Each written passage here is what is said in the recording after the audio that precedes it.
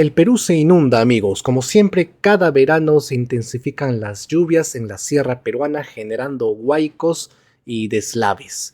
Pero esta vez fue peor. El evento llamado Niño Costero está contribuyendo a que las lluvias y las crecidas de los ríos generen desastres y por ende desgracias. Arequipa está literalmente bajo el agua. Zonas residenciales como Yanaguara, Caima, Cerro Colorado tuvieron ayer su peor momento. Una altura de agua de casi 50 centímetros. Llegaba hasta la rodilla. Ahora el agua bajó, ya bajó.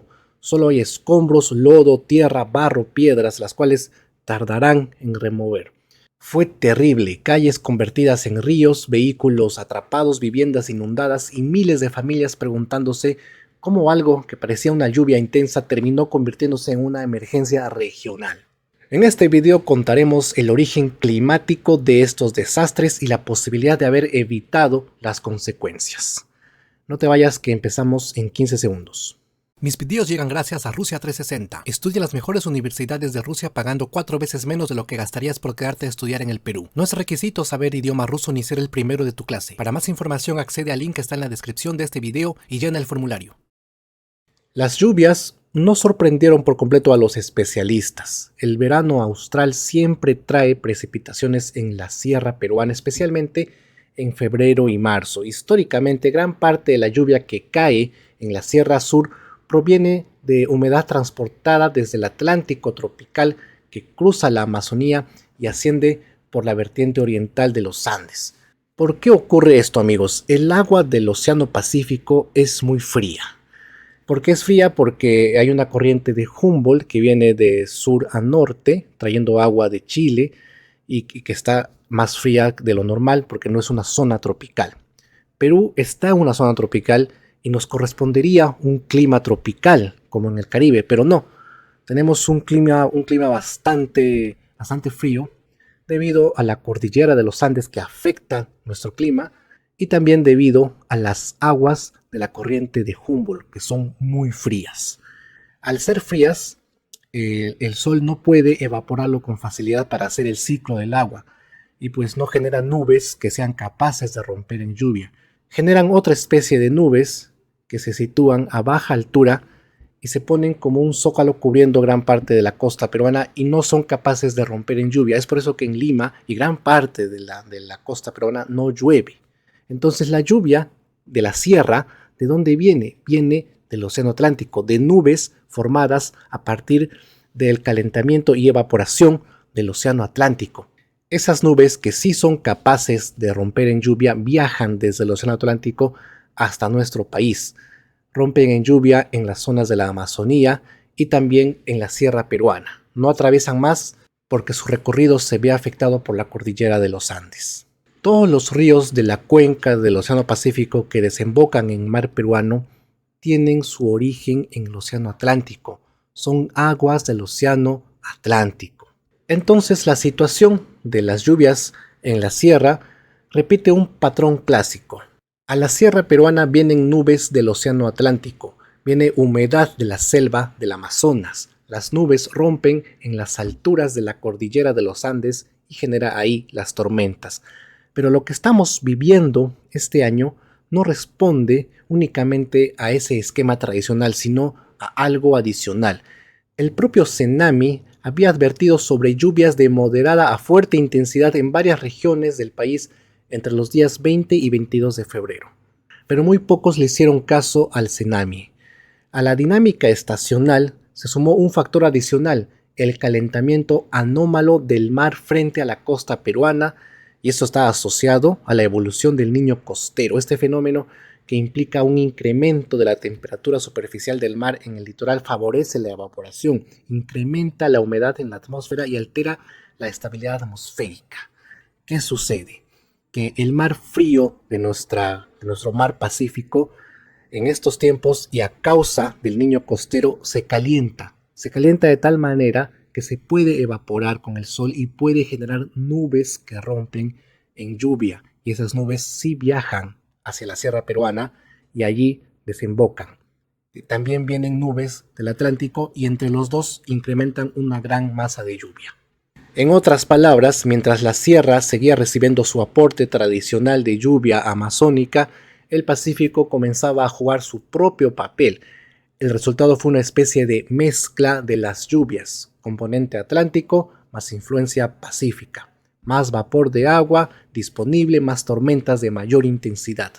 No se trata todavía esto de un niño costero plenamente desarrollado tal como ocurrió en el año 2017, pero sí se trata de un escenario en transición que ya muestra impactos concretos. Arequipa, ubicada en la vertiente occidental andina y relativamente cercana al litoral, es especialmente sensible a este tipo de combinaciones atmosféricas. La ciudad se asienta en una geografía atravesada por quebradas y torrenteras. Las torrenteras son como canales naturales de agua que pasan por la ciudad y que solo se llenan cuando llueve. No son riachuelos en donde el agua transcurre de manera perenne.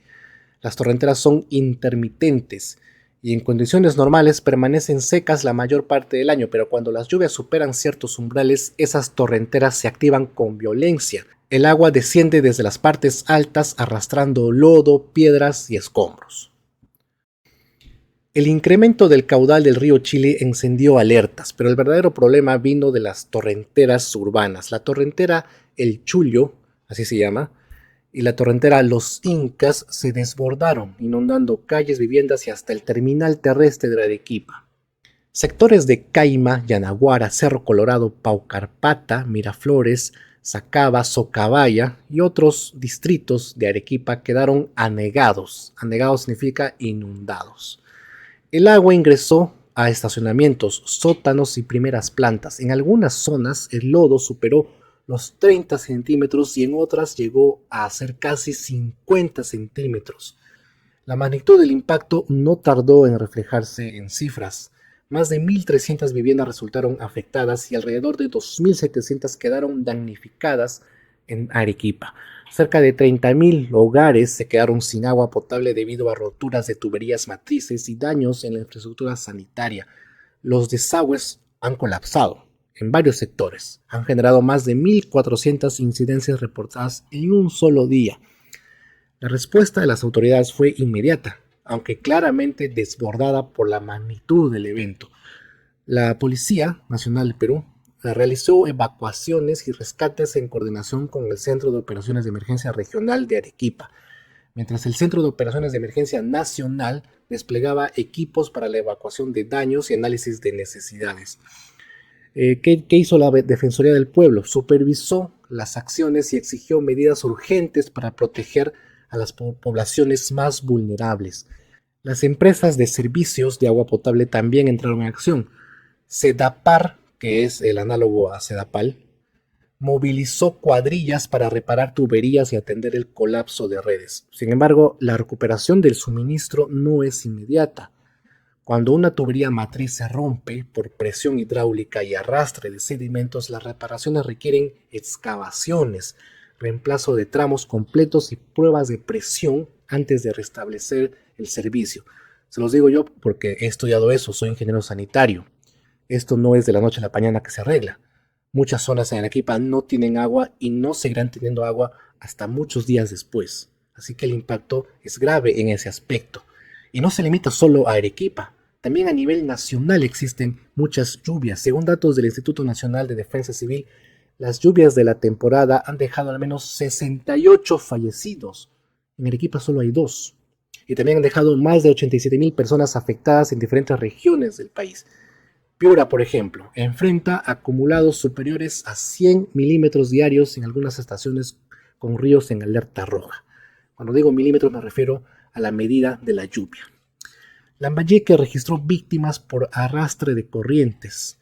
En la Sierra Central y Sur, departamentos como Apurímac, Cusco, Junín y Ayacucho también han reportado incremento de caudales y deslizamientos. El Instituto Geológico Minero y Metalúrgico, el INGEMET, ya había identificado cientos de zonas críticas susceptibles a huaicos e inundaciones. El riesgo no es nuevo, lo que cambia es la intensidad y la frecuencia con la que estos eventos se presentan. Entonces, ¿qué tan devastada está Arequipa? No es una ciudad arrasada por completo, pero sí severamente golpeada. La infraestructura urbana sufrió daños importantes y graves. El tránsito quedó paralizado en varias avenidas principales. Muchos carros han aparecido unos encima de otros, tal como se ve en las imágenes. El terminal terrestre se inundó.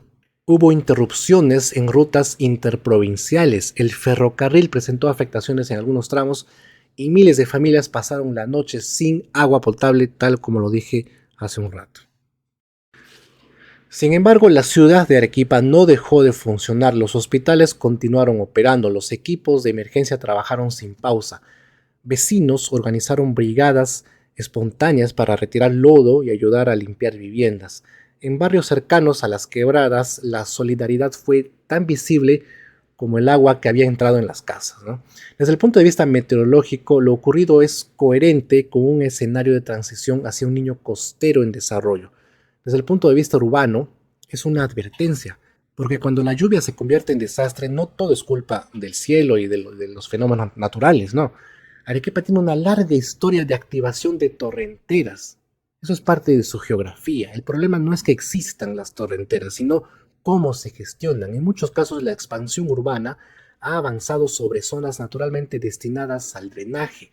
Algunas torrenteras han sido reducidas a propósito, con intervención humana. Han sido invadidas o mal canalizadas. El mantenimiento preventivo no siempre es constante. Los residuos sólidos obstruyen el flujo y aumentan la presión del agua en momentos críticos. La pregunta inevitable es si el desborde pudo haberse evitado.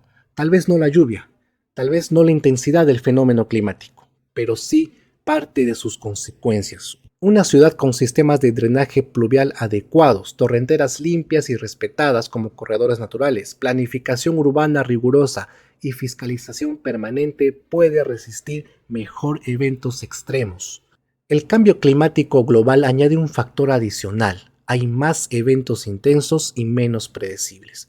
Pero incluso en ese contexto, la gestión del riesgo marca la diferencia entre una emergencia controlada y una crisis desbordada. Hoy Arequipa limpia y repara y evalúa daños. El río Chili sigue bajo monitoreo. Las cuadrillas siguen trabajando, las autoridades continúan levantando información técnica y la ciudadanía intenta recuperar la normalidad. Pero más allá del lodo y las cifras queda una lección que no debería olvidarse. La verdadera pregunta no es solo ¿por qué llovió tanto? La pregunta es si estamos construyendo ciudades preparadas para cuando vuelva a llover igual o más fuerte. Si las torrenteras hubieran estado plenamente despejadas, no habría pasado nada de esto. Amigos, han construido edificaciones sobre las torrenteras y las autoridades de Arequipa lo han permitido. Ahí tienen a sus responsables. Si no se hubiera edificado en esas zonas vulnerables, si el mantenimiento preventivo hubiera sido constante y no reactivo, probablemente el agua habría corrido con menos violencia por donde siempre debió correr. Las autoridades no tienen control sobre la lluvia, pero la planificación sí depende de decisiones humanas. Y esa diferencia entre lo inevitable y lo prevenible se juega la magnitud de cada desastre. Eso ha sido todo, queridos amigos. Espero que este video haya sido informativo. Si es así, regálame un like, compártelo. En pantalla aparecen quienes me apoyan a través del portal Patreon. Si tú deseas contribuir a que este canal siga creciendo, te dejo el enlace de patreon.com en la descripción de este video. Mi nombre es Hugo Javier y nos vemos en el próximo video. Hasta pronto. Bueno, para finalizar, no te olvides que puedes estudiar en Rusia con el programa Rusia 360. Estudia pregrado y maestría. No necesitas estar en tercio superior ni saber ruso porque el idioma te lo enseñan allá. Solo necesitas pasaporte y certificado de estudios escolares. Estudiar en Rusia es mucho más barato que estudiar en cualquier universidad barata del Perú. Accede al formulario que dejo en la descripción para que te puedas inscribir.